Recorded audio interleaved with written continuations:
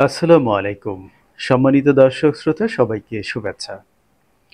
বিশ্বনন্দিত Nobel laureate doctor Mohammad Yunus এবং বিএনপির ভারপ্রাপ্ত চেয়ারম্যান জনাব তারেক রহমানের মধ্যে অনুষ্ঠিতব্য আলোচিত লন্ডন বৈঠকটি যদি সফল হয়, তবে আমি সবচেয়ে বেশি খুশি হব। কারণ এটি বাংলাদেশের আ প্রতিটি মানুষের জন্য, বাংলাদেশের গণতান্ত্রিক ভবিষ্যতের জন্য এবং একটি স্থিতিশীল আগামীর জন্য অপরিহার্য একটি বিষয়। কিন্তু দুর্ভাগ্যজনকভাবে এই বৈঠকটির সফল হওয়ার মতো কোনো ইঙ্গিত আমি পাচ্ছি না। কারণ এই বৈঠকটি যাতে সফল না হয়, এর পেছনে আমাদের প্রতিবেশী রাষ্ট্র ভারতের কুখ্যাত গোয়েন্দা প্রতিষ্ঠান র ইতোমধ্যে বিএনপি এবং তারেক রহমানের কোমর ধরে বসে আছে। পক্ষান্তরে ডক্টর মোহাম্মদ ইউনূসের কোমরে বেশ কয়েকটি মোটা রশি লাগানো হয়েছে। একথা কেন বলছি, নিশ্চয়ই আপনারা জেনে থাকবেন, এই বৈঠকটি শুরুতেই তারেক রহমান সাহেব নাকচ করেছিলেন। পরবর্তীতে বেগম খালেদা জিয়ার হস্তক্ষেপে তিনি রাজি হয়েছেন এবং এই বৈঠকটি করার ব্যাপারে সরকার প্রধান ডক্টর মোহাম্মদ ইউনূসের তরফ থেকে যথেষ্ট আগ্রহ ছিল, অর্থাৎ সরকারের তরফ থেকে বিপুল আগ্রহের ফলশ্রুতিতেই সত্যিকার অর্থে বৈঠকটি হচ্ছে। তো এখন প্রশ্ন হচ্ছে, এই বৈঠকটি কেন সফল হতে পারবে না? পারবে না এই জন্য যে, ধরুন ডক্টর মোহাম্মদ ইউনূস তারেক রহমানের বক্তব্য শুনে তাকে খুশি করার জন্য, বিএনপিকে খুশি করার জন্য অনেকগুলো প্রতিশ্রুতি দিয়ে এলেন। বিএনপির সকল দাবি তিনি মেনে নিলেন। তিনি ফিরে এসে সেটা তার যে উপদেষ্টা পরিষদ আছে, সেখানে তিনি যখন এটা উপস্থাপন করবেন, তার উপদেষ্টা পরিষদ কি এটা বিনা বাক্যে মেনে নেবে? না। ডক্টর মোহাম্মদ ইউনূস, আপনারা নিশ্চয়ই স্মরণ করতে পারেন, তিনি কিন্তু নির্বাচন নিয়ে প্রথমেই ঘোষণা দিয়েছিলেন যে ডিসেম্বরে একটি নির্বাচন হবে। পরবর্তীতে তিনি তার সিদ্ধান্ত থেকে সরে যান, কারণ উপদেষ্টা পরিষদের চাপে তিনি তার সিদ্ধান্তে অটল থাকতে পারেননি। সম্মানিত দর্শক শ্রোতা, আমি আপনাদেরকে নির্দ্বিধায় বলতে পারি যে ডক্টর মোহাম্মদ ইউনূসের মতো এতটা দুর্বল সরকার প্রধান আমার জীবদ্দশায় আমি আর কখনো দেখিনি। তিনি অ্যাকচুয়ালি নিজের বুদ্ধিতে, নিজের শক্তিতে সরকার পরিচালনা করতে পারছেন না, পারেন না। এটি হচ্ছে চরম বাস্তবতা।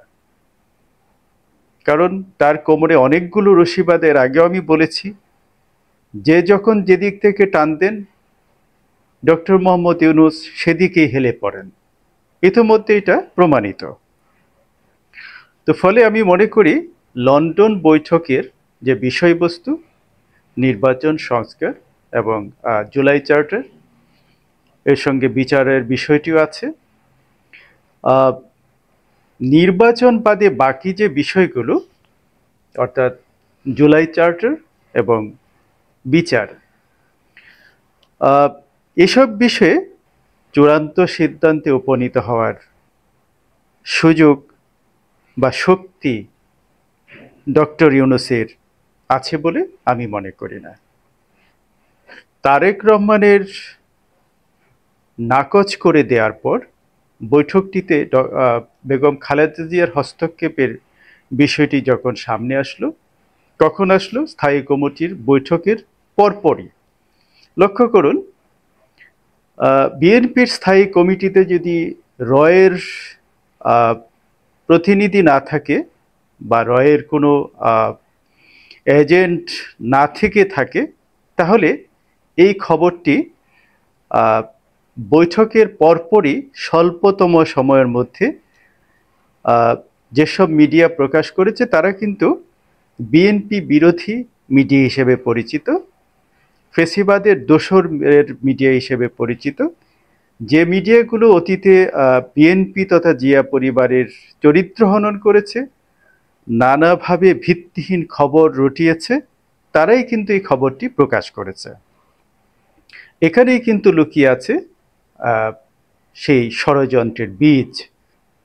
আমি নিশ্চিতভাবে বলতে পারি যে এখানে বেগম খালেদা জিয়ার যে কথাটি তিনি বলেছেন, অর্থাৎ তারেক রহমানকে বলেছেন যে না, তুমি বৈঠকটি করো, সরকারের সঙ্গে সংঘাতে যাওয়ার সময় এটি নয়।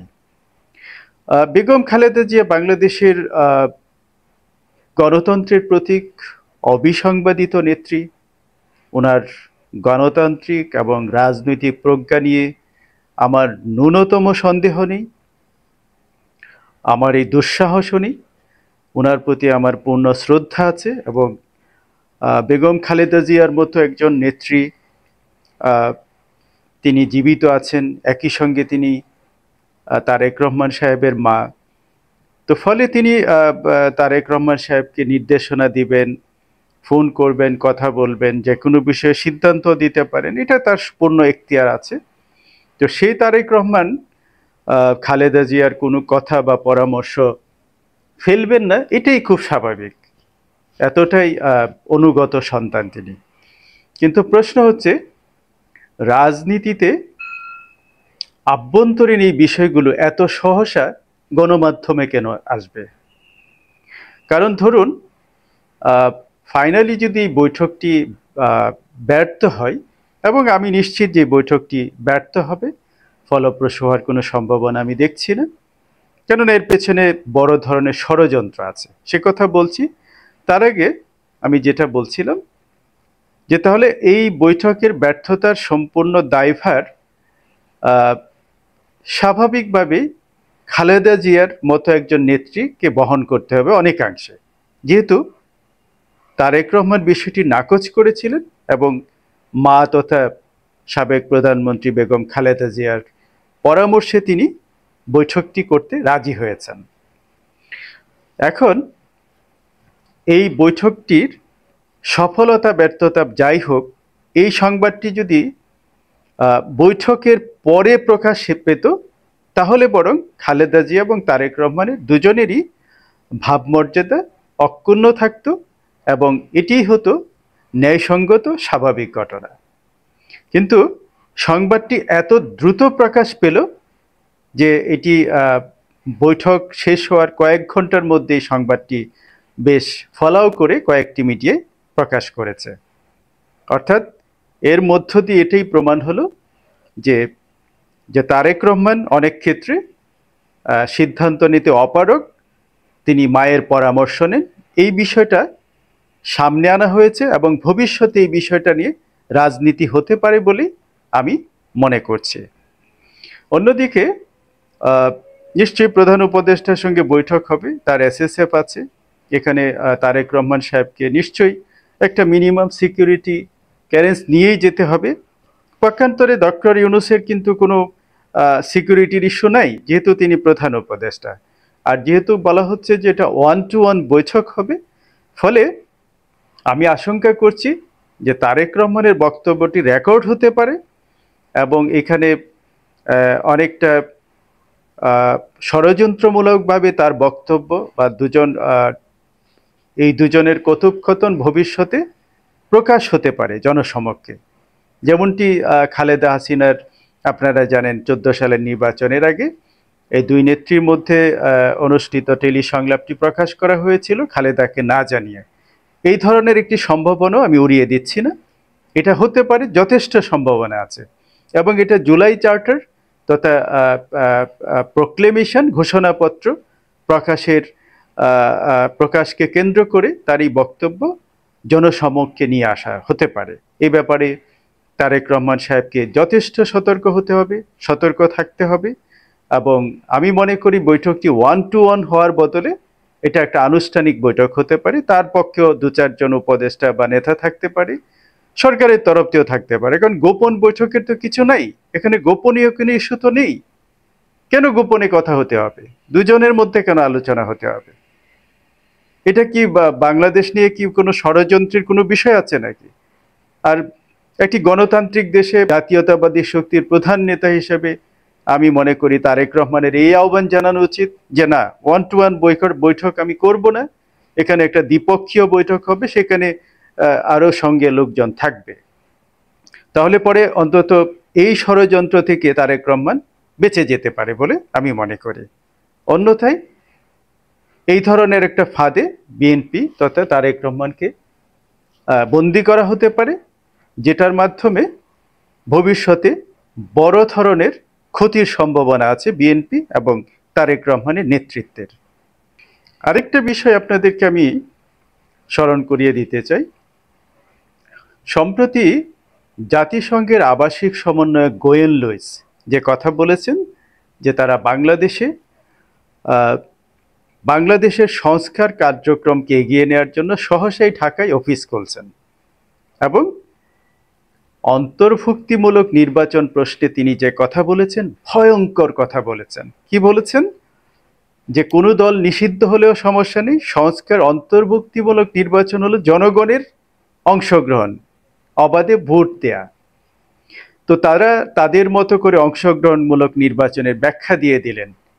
এটার পেছনে কিন্তু বড় ধরনের ষড়যন্ত্র এবং রহস্য লুকিয়ে আছে। রাজনৈতিক নেতৃত্ব এ বিষয়ে এখন পর্যন্ত মুখ খোলেনি। আমি গত সপ্তাহে এই বিষয়ে কথা বলেছি যে জাতিসংঘ প্রতিনিধির এই কথার পেছনে যথেষ্ট ষড়যন্ত্র লুকিয়ে আছে এবং একটি অফিস খোলার প্রয়োজনীয়তা কেন দেখা দিল? আমাদের পার্শ্ববর্তী কোনো দেশে কি তাদের কোনো অফিস আছে? তারা কি খুলতে দিয়েছে? তাহলে এই সরকার কেন তাদেরকে সেই অফিস খুলতে দিয়েছে?